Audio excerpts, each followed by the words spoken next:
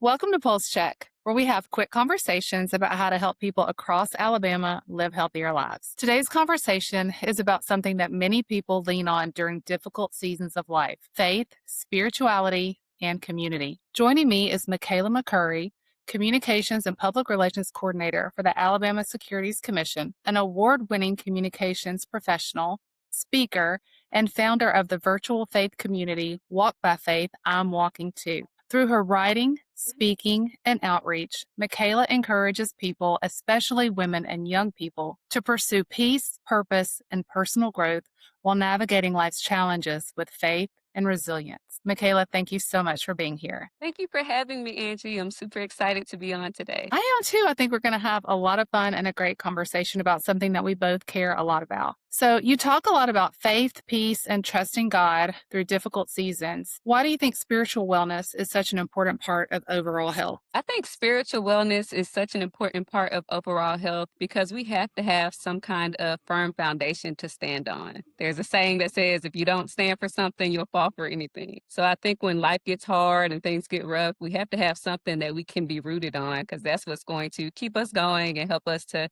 keep moving forward when we do hit those rough patches in life. And so many people are overwhelmed, anxious, or emotionally exhausted right now. How can spiritual practices help people navigate stress in healthier ways? So I think that having that spiritual aspect can help people navigate things in healthier ways, because I've been there, I've experienced it. The whole reason that I started Walk by Faith, it actually started as a blog back in college when I was going through that exact thing. I was overwhelmed, I was stressed out, I was exhausted. And this was a way for me to document my journey of building my own relationship with Christ. And that in turn helped me to find more peace. That helped me to find ways for me to overcome that exhaustion, overcome that overwhelm, because I was able to start building that foundation and have something that I could lean back on. So when I can lean back on the scriptures that tell me that everything's going to work out for my good, and I can have God's peace that surpasses all understanding, those things help to really calm your spirit and calm your mind. And that helps you to take care of other parts of you as well. That goes into your physical health, that goes into your mental health, your emotional health, because it starts with that foundation that you've said. Absolutely. And you mentioned your blog. One thing you write about often is finding peace even during uncertainty. But what does that actually look like in real life? So I think that finding peace in uncertainty in real life really looks like being able to release control of what we thought things are supposed to look like, how we think people are supposed to act, how we think life was supposed to go, and really just being able to say, okay, I'm going to plant the seeds, I'm going to move forward, and I'm just going to have faith that everything is going to work out the way God intended for it to and the way that it's supposed to. And where we're able to release that picture that we have in our mind or that vision of our life and just let God's will be done, oftentimes it turns out a lot better than what we thought it would turn out in that way. I think it also looks like choosing to respond to people, to situations, to circumstances with love and with peace and with kindness, and just being a person that is showing God's love. Because a lot of times, hurt people, or we may react in situations that our actions and our reactions turn out to make things worse. When if we can really, more people can tell the truth in love and still have that kindness and still portray that peace, that helps us to all really communicate better, and that helps us to keep our peace. And I think it also looks like choosing to please God and not people. We're not going to be able to please everybody. Everybody's not going to be happy with every decision that we make. But if we know that we're making decisions and moving in a way that we are trying to please God, we're trying to do what's best for ourselves, and we're still trying to love other people in the process, we can still know that we made the right decision, even if everybody is not happy about it, or even if it doesn't fulfill everybody's expectations of us. And I think it also looks like finding calmness and joy in the midst of chaos, because life is going to happen. There's going to be stressors. There's going to be things that we go through. But when you're really able to say, I'm going to praise God anyway, or I'm going to find the things in my life that I can still have joy about. I'm going to find the good part of this day, even if it was a really bad day, I'm going to find something in this day to bring me joy. And that's all about our perspective. When we're able to focus on the positive, when we're able to focus on what is going right, when we're able to focus on what we have to look forward to, that really helps us to keep our peace, because we can say, okay, I know everything's not going right now, but these things are. Or I know everything's not looking good for me right now, but if I'm in a valley, I know a mountaintop is on the way. So being able to keep that perspective really helps us to keep our peace in practical ways. I love that. How important do you think community is, whether it's church, small groups, friendship, or mentorship when it comes to our well being? I think community is so important to our well being. The Bible tells us it's not good for us to be alone. So, whenever we are able to have that community, like you mentioned, in church groups and small groups, and even if it's just a run club or a book club, something that you can be around other people who may be going through similar things that you're going through, or they may be in a similar spot in life than you, it shows you that you're not doing life alone, that you're not having to walk through things alone, that you're not having to deal with circumstances alone, because there may be somebody else who is going through the same thing you went through, or your testimony, your story may be able to help somebody else. And then when we have those circles, iron sharpens iron. So we're able to hold each other accountable. We're able to correct each other in love. And that's how you really grow. And that's how you become a better person, because you have different perspectives around you. You have different, maybe, opinions around you, but you're able to see other things that you may not have seen in isolation. So I think that we really get our growth and we get our encouragement and we get our motivation when we're around people who mean good by us. Yeah, that's perfectly said. And you spend a lot of time speaking to young people. What are some of the biggest emotional or mental health struggles you see our younger generations facing today? So, some of the biggest struggles that I see younger people facing today are uncertainty. So, about finances, about relationships, about jobs, about life. It is hard for us to really go through life and not know how things are going to go, or not know from day to day what's going to happen. That can cause a lot of stress and anxiety, because we're trying to figure out, okay, what's my next move, or how's this going to work out, or what's going to happen here. So that is a big part of it. I think the anxiety and the stress of trying to have it all and get it all done. And, we want to excel in our careers. We want to have the relationships. We want to have the families. We still want to have the social life. And we want to still be happy and find time for joy. So being able to try to figure all those things out in the midst of, just things going on in the world or things going on in society, that adds a lot of stress and anxiety. And then trying to either live up to societal standards or figure out our own tracks or traditions. That is something new that this generation is dealing with, because they're trying to figure out, like, okay, there are some things that my parents taught us that, I really love and I really value. And there's some things that we want to do different the next generation coming down. But we're having to map out our own path of what that looks like, what it looks like to have work-life balance, what it looks like to take care of my physical, mental, spiritual, and emotional health. And then I think just overwhelm and overload of information. There's so much out in the world, so much information that we're taking in on social media, so much that's coming at us from all sides. And that just gets overwhelming to know what's right and what's wrong, or what's factual and what's opinion.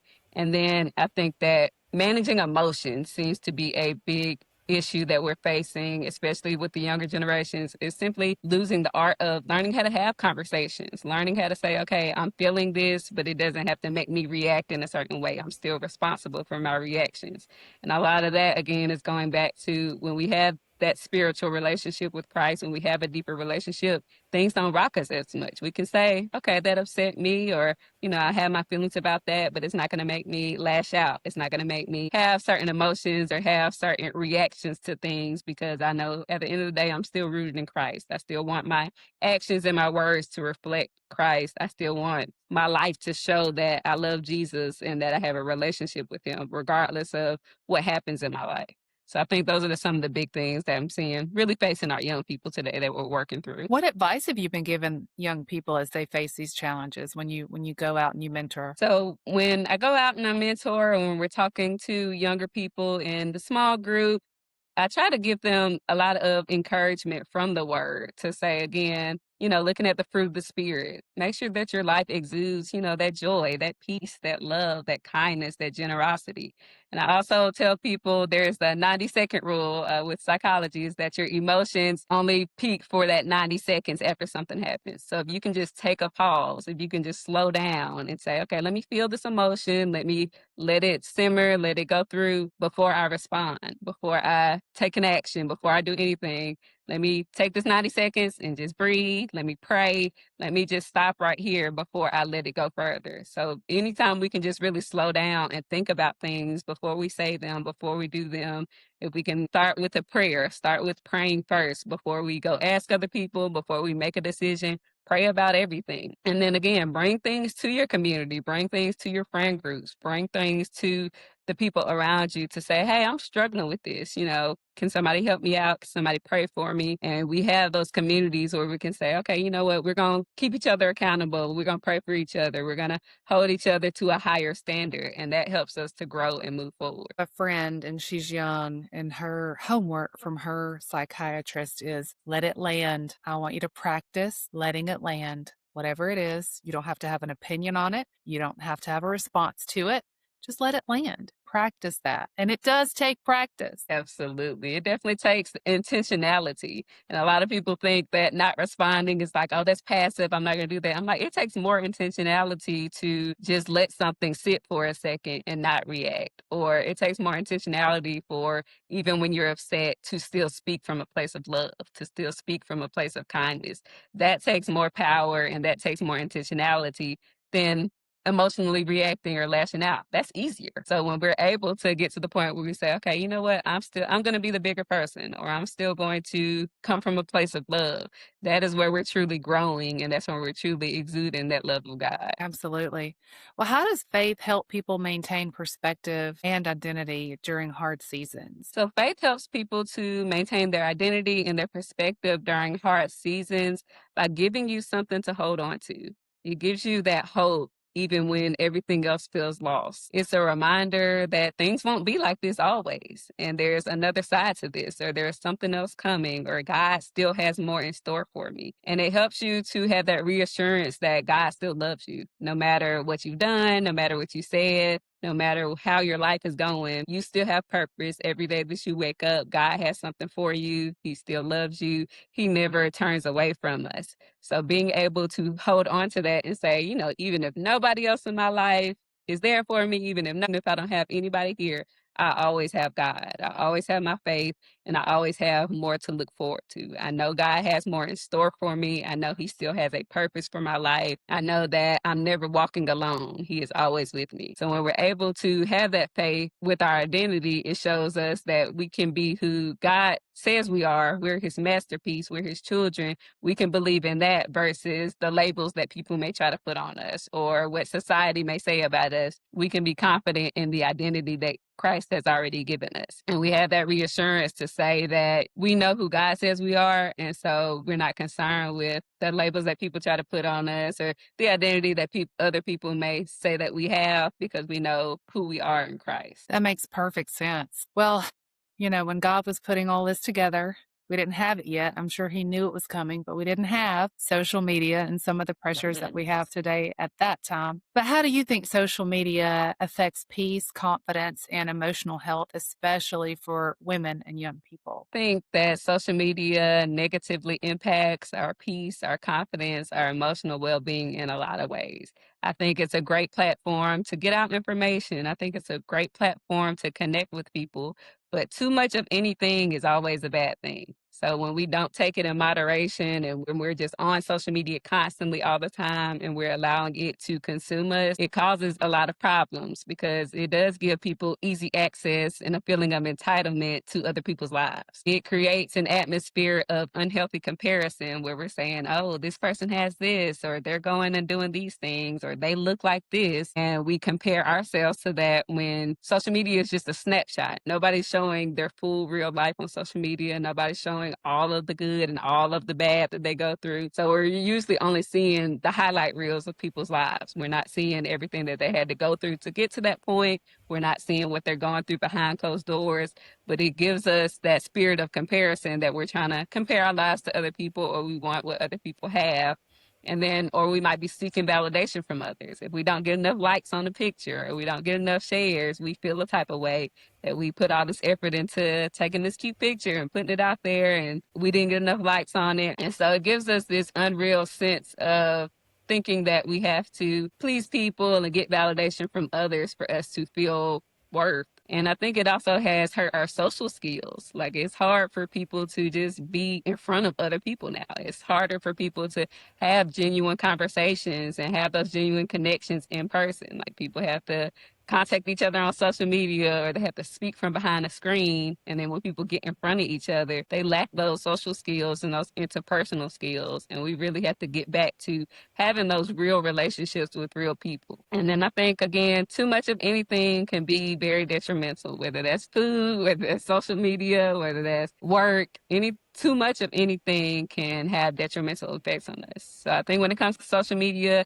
I think it's a great tool and I think it's something that's not going anywhere. We have to use it, but we really have to be intentional about taking breaks in it. Like something that I do, I have a no social Saturday or a no social Sunday, and I'm not getting on social media all day that day. Or I may set time limits for myself and say, okay, I get an hour of personal scrolling time every day and then no more social media. Because we have to still live in real life. We have to still be able to be present in the moment and enjoy the people around us, our family, our friends, our coworkers, whatever the case is. We have to still be able to have real in-person community, real in-person conversations, and real in-person social interactions. It can definitely weigh on you with all of that going on. So when you are having those bad days and maybe you've scrolled too much, you're overwhelmed, like you spoke about earlier, what are some simple spiritual practices that can positively impact our mental and emotional health? Some practical things we can do. Yes, so I love giving practical advice and practical tips about how to build our relationship with Christ, how to build our spiritual health, because a lot of times it is an abstract concept. People are like, oh, I want to build a relationship with Christ. I'm like, well, how do I do that? What do I do? So I actually do that on my social media platforms with my small group community and my community. I drop some practical tips. And so a couple of them that I think are really important that can help a lot of people. I always encourage people to start their day with intentional time with God. Like I made a promise to myself that I didn't want to immediately just start my day and go out the door and go to work. Like start your day spending time with Christ, spending time with yourself to set the tone for your day. So whether that's praying, just having a conversation with God, listening to worship music, reading a devotional, but start your day in the morning with some intentional quiet time with just you and God. And then when it comes to studying the word and knowing what the word says, go to the word for yourself and don't just read it, but study it. Look at the verses, see what they say, see how you can apply it to your life, see what that verse means to you. Because if we just read the word and we never apply it, there's no point in us reading it. We're just kind of reading it just to read it. But if we're not actually applying it to our lives, we can't grow. And then I think something that I do is I keep a victory journal. I write down every answered prayer, every big win that I get, every blessing that comes out, because this gives me something to look back on and remind myself of the things God has done for me. When I'm going through a hard time, when I'm feeling like nothing is going right in life, when I'm feeling like my blessings are not coming through or God's not answering my prayers, I can go back and look in that victory journal and say, God has done all this for me and he's the same God. So if he's already done all this, what more is he willing to do for me? So that is a good reminder to keep ourselves encouraged and to keep ourselves going that, hey, God does hear our prayers and God does answer them in his timing.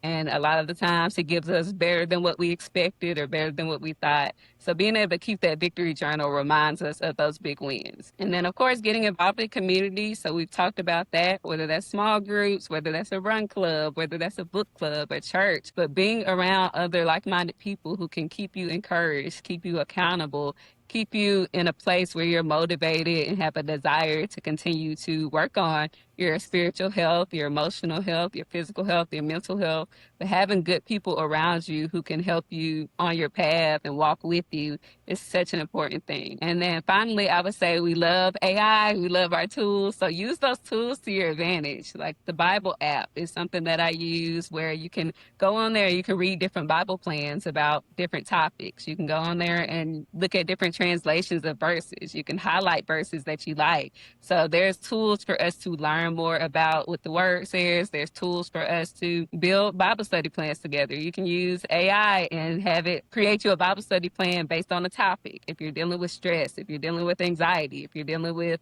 learning about trust, you can create a Bible study plan for yourself and go through those scriptures and study them on a daily basis. So using the tools that we have and the technology that we have to help us grow our relationship with Christ, help us grow our relationship with ourselves, and help us grow our relationships with others. Those are some practical things that we can do to strengthen our spiritual health as we're on these journeys. Those are great tips. I especially love the idea of a victory journal. Well, you often encourage people to step out in faith even when things feel uncertain. Why do you think growth is so often connected to discomfort? I think that growth is so often connected to discomfort because we cannot grow in our comfort zone. We're not able to stretch ourselves when we're comfortable because we're content. We're used to it. We know the outcome. We know what's going to happen. And that's the easiest route. And it feels safe and it's comfortable. But discomfort is where we really stretch ourselves. And that's also where our faith comes in because we don't know the result. We don't know how it's going to work out. We don't know what the end is going to be, but that is where faith comes in. That's what faith is all about. If we knew every single detail of our lives from start to finish and we knew exactly how everything would go all the time, we wouldn't need faith. But also, in that case, life wouldn't really be worth living because we know everything that's going to happen.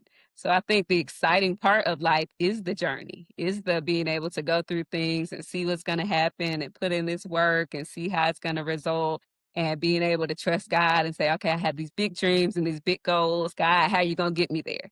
Like part of the journey of life is being able to experience those things and stretch ourselves and grow and reach our fullest potential, no matter what that may be. We don't fully know what our full purpose is. We don't fully know what fulfilling our full purpose looks like. We don't know what our highest potential is, but we can continue to grow toward it every day. We can continue to get a little bit better every day. We can continue to put in the work every day and just see what happens. And that's the exciting part of our journey of life. That's really insightful. It's a great way to think about it. So, last question. What is one thing you would tell someone who feels emotionally drained or spiritually disconnected? I would tell someone who feels emotionally drained or spiritually disconnected to plug into the power source. Mm. When we build a relationship with Christ for yourself, He can refill you with strength and peace and all of the things that you need when you do feel weak.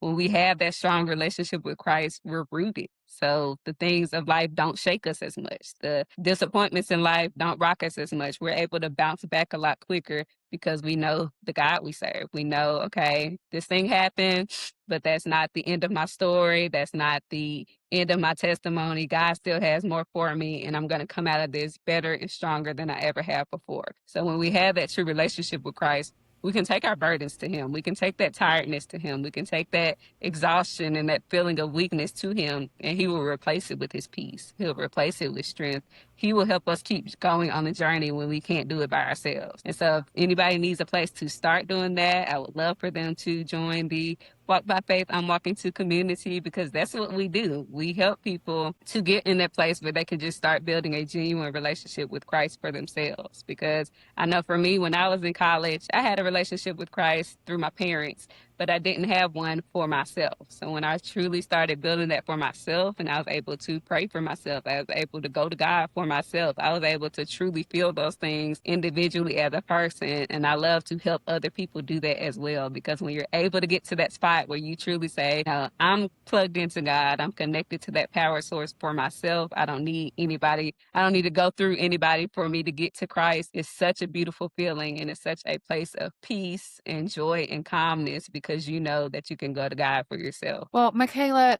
thank you so much for sharing your faith and speaking about the impact that a faith practice can have on a person's mental and physical well being. I love your comment. You said it a few times plug into the power source, plug into your faith, plug into your community. Is there a website where someone can find more about your work, or how would somebody find Walk by Faith I'm Walking to? How can someone connect with you past this? So to connect with the Walk by Faith, I'm Walking to community. I have a Linktree page. So that's linktr.ee/I'm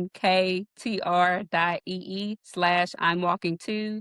And I have Facebook, TikTok, Instagram, which is at I'm Walking to. And that Linktree link is in all of those platforms in the bio. So I definitely love for you to come and connect in a small group. We have a group me channel. We have social media platforms. So any of those ways you can come and get connected with the group and start on that of building your relationship with Christ. Awesome. Well, if you want to learn more about Pulse, or hear more stories like this one, you can go to alabamapulsemagazine.com. And if you have any ideas for topics or guests we should interview, let us know in the comments. Thanks for being here.